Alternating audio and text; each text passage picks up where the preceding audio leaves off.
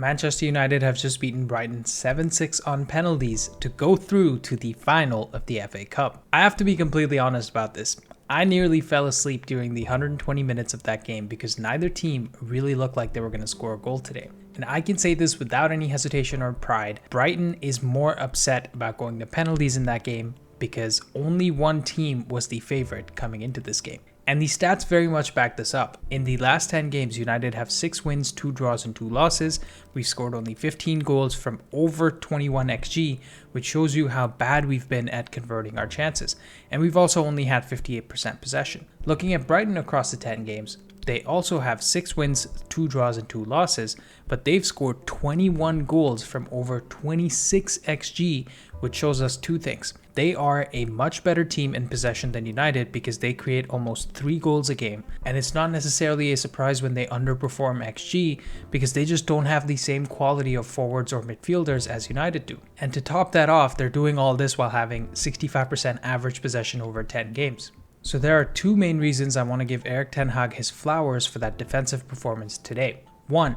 It is no joke to restrict this on-form Brighton team to 1.26 XG from 15 shots in 120 minutes. They normally create twice as much in XG, and they normally have 4 or more big chances per game, whereas they only had 1 today. Number 2, Ten Hag got this defensive performance without his 2 starting center backs in Varane and Martinez, his starting left back who's playing as center back today, and Eriksen, Martial, and Rashford starting in the game, none of whom who are known for tracking back defensively. This performance took a lot of focus, determination, and desire from both Ten Hag and the players, and all of them deserve massive credit for this win. So let's talk about the tactics from both coaches and how Ten Hag was able to hold off De Zerbi's Brighton. As always, please drop a like on the video and subscribe to the channel if you enjoy, and don't forget to turn on all notifications to never miss out on content just like this.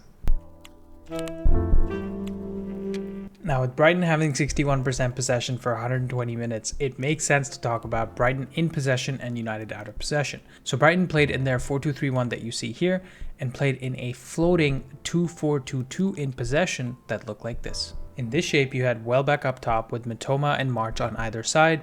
Then you had Enciso in the pocket in behind to form the front 4, so to speak. And then you have the midfield 4 of Estupinan and Gross as the 2 fullbacks, and McAllister and Caicedo playing really narrow as the 2 CDMs. And behind them you had the 2 center backs in Dunk and Webster. Now, the main reason I call this a floating 2-4-2-2 is because the front 6 in Brighton's formation are completely interchangeable in possession. At times, you'd have Welbeck dropping next to Enciso in the midfield pocket over here, just in front of Casemiro and Eriksen, which would draw either one or both of the United center backs out of position a little bit and create more space for Mitoma and March to make runs in behind into these areas over here. And particularly in the second phase of play, it allows McAllister and Estupinan an extra passing option in Enciso, and Caicedo and Gross an extra passing option in Welbeck in the central midfield area. At other times, one of Mitoma or March would join Enciso in midfield in the inside spaces here, and that would allow Welbeck to get into that space in behind by making a diagonal run, and also the same side fullback to get forward into this space here, so creating that nice little overload on this side. Essentially, De Zerbi's always trying to have 2 players on the left, 2 through the middle, and 2 on the right hand side. So that gives you a lot of passing options, whether you want to play it short or whether you want to play it long or switch flanks. And the way De Zerbi builds up play in the first phase is very interesting as well, with these 2 CDMs playing very narrow in central midfield. Basically, it forces United to put 2 players on both of them because you can't really allow someone in a crucial area like that to be completely free.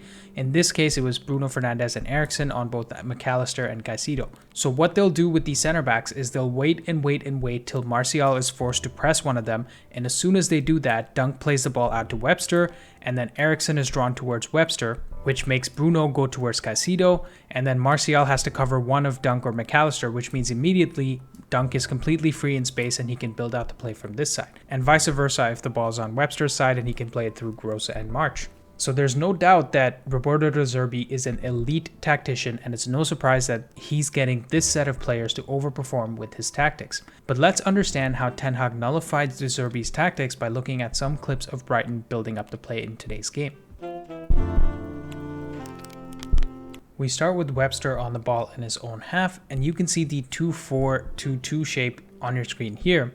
with the two center backs and the CDMs playing really narrow, the wing backs next to the CDMs, and Welbeck and Enciso in midfield. So Webster waits and waits on the ball till Martial and Rashford move out of position to press them over here, and as soon as they do that, the CDMs drop off their markers over here because Rashford is actually pressing Dunk, right? You can see these CDMs moving out of position, and that means Estupinan is completely left free on the left, and McAllister is ready to play a first-time pass into Estupinan over here. And so effectively, Brighton have already beaten the first line of press by United. Now as Estupinan tries to progress the ball forward, look at United's defensive organization over here. The pass goes into Mitoma, who's marked by Wan-Bissaka. Enciso is marked by Casemiro over here. And the danger for United is that the ball goes from Mitoma into McAllister over here, and then McAllister into Welbeck, who's in insane amounts of space in the middle. But Rashford over here has tracked back enough to cut off the passing option into McAllister, which means Mitoma's only option is to go back into Estupinan and start again. So that's exactly what Mitoma does. He plays it back to Estupinan, and then Estupinan is forced to cycle it back to Dunk, and they have to try and build up again.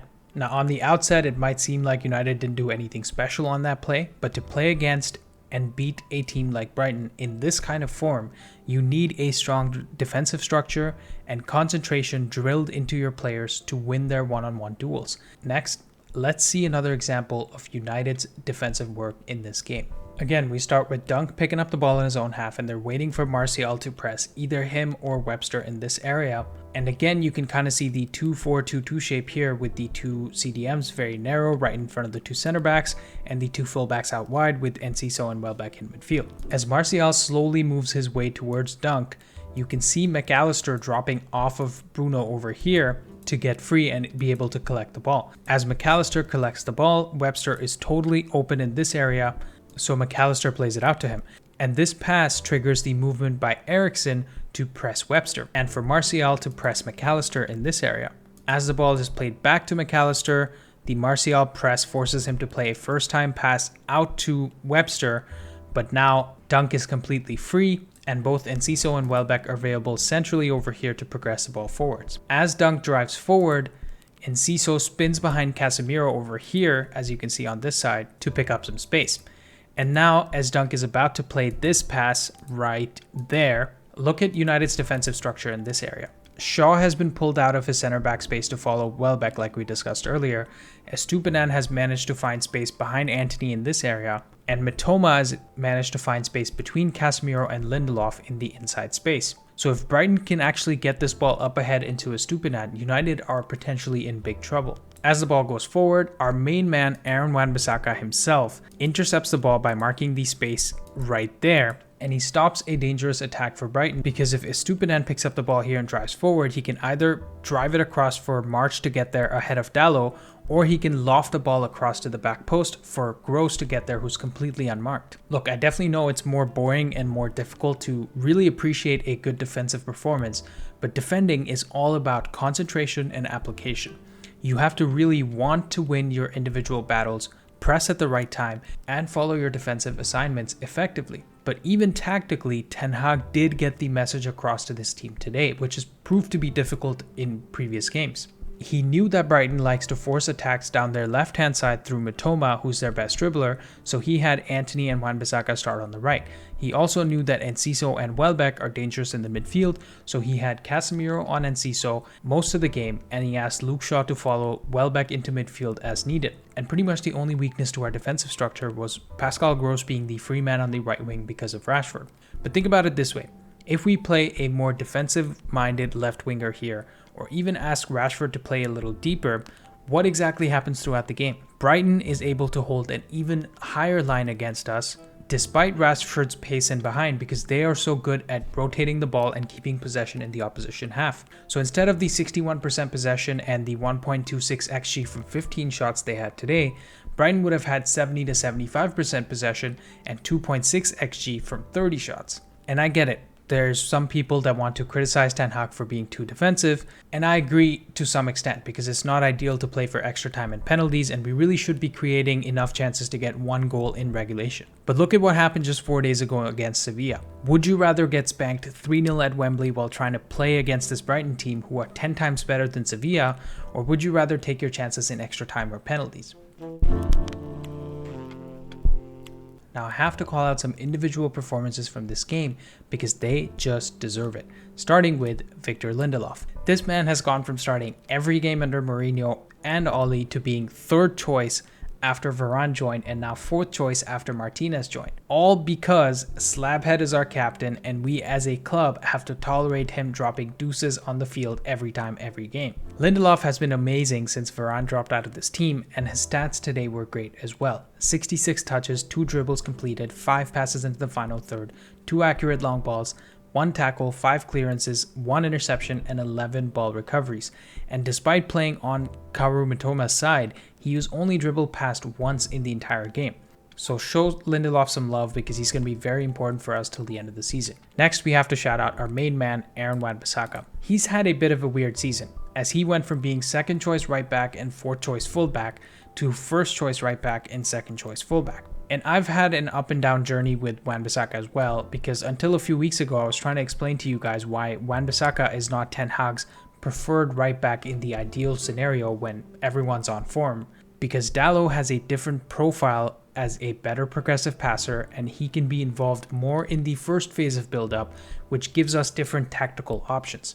But of course, some people took that to think that I have a Wan-Bissaka agenda and that I don't think he's good enough, which is of course not true. And then after the Sevilla game, some people on social media were really going after Wan-Bissaka like he needs to be sold, he can't do anything going forward. And naturally, I found myself defending him because he gives us performances like the ones he gave us today. He can completely lock down a winger in specific games, and the stats showed that he's the best in Europe at this. Wan-Bissaka has the best true tackle success rate in Europe's top 5 leagues of all players who have completed more than 100 tackles since the start of the 2017-2018 season. He has won 449 tackles out of the 571 attempts at a 78.6% success rate. And today he was really driving us forward as well with that driving dribble in the 61st minute down the right hand side where he rode a few tackles and got the ball all the way to the edge and then cut it back into Antony, I believe. And also in the 64th minute, he played a really nice pass to Bruno, who was underlapping him to get into this area, and he put in a cross for Antony. Overall, I think Wan-Bissaka deserves man of the match from my perspective for today, because without him, Mitoma has a field day and Brighton score 2 or 3 or 4. I also think Luke Shaw and Diogo Dalot put in great performances out of position today, and Casemiro was solid as usual. And before I forget, Slabhead deserves the biggest shout out for his suspension today because it's the best thing he has done this season as team captain. With him in the team, we definitely concede at least 1 goal in regulation. Thank you guys for watching. Like and subscribe if you enjoyed, and I'll see you next time.